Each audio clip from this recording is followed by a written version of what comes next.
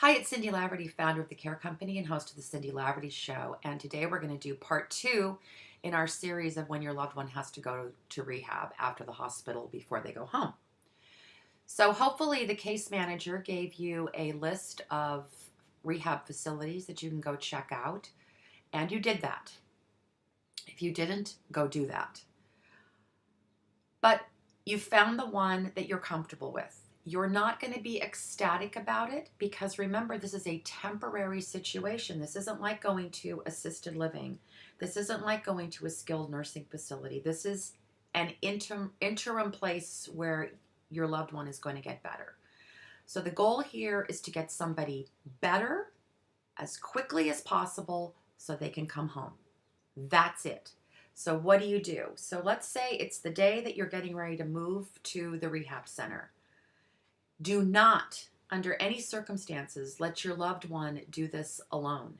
You need to coordinate with the hospital, and they'll probably be transferred by ambulance. And you want to be there to meet them when they get to the rehab facility because they're not going to know anybody. It's all foreign circumstances for them, everything.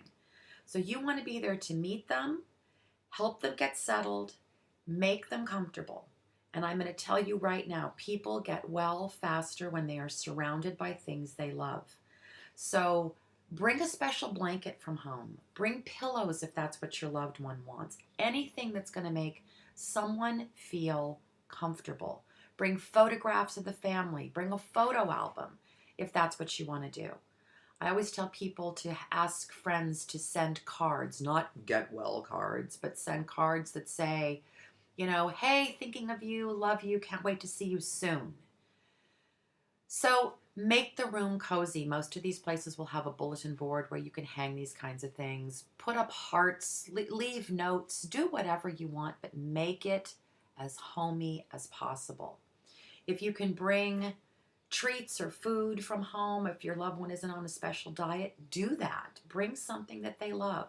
When my dad was in rehab, he used to love smoothies, and I would bring him a smoothie every day that I came to see him. It made him happy.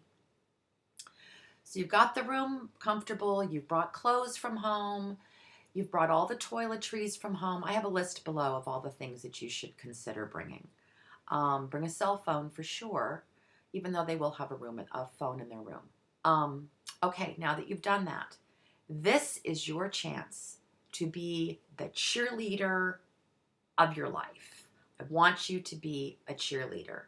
So your goal is to keep your loved one inspired while they are there. Tell them how good they look. Tell them how well they're doing. If you can possibly show up when they have physical therapy or occupational therapy, be there. People just instinctively do better when a family member is there. As far as visitation goes, spread out your visits. Coordinate with your family. Have a master calendar that says, at this time, so-and-so is going to come. At this time, so-and-so is going to come. It's too overwhelming for someone to have 5, 6 people in the room at a time. And then when you all leave, there's no one. And it's silent.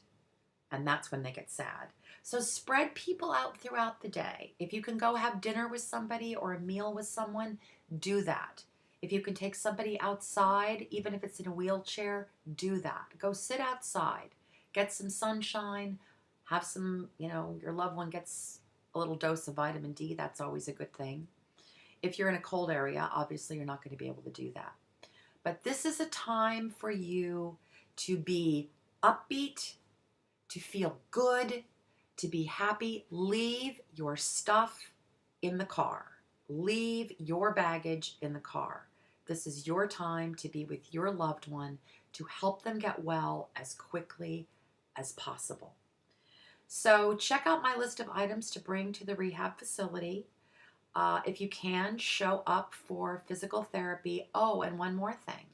Whenever you go, always find the charge nurse or the CNA who is taking care of your loved one. Introduce yourself, say hello, come at different times of the day so you can check and make sure everything is going well. And here's a little tip for you. If you have a bowl of candy in your room that's there for the staff, guess whose room they're going to be in more frequently, your loved ones. So take that to the bank, and I can tell you it all works because I did it for years with my dad. I did it for years with Bob, and this is what works. And they will come home because rehab is just temporary. So make sure that that is your attitude. I'll see you soon.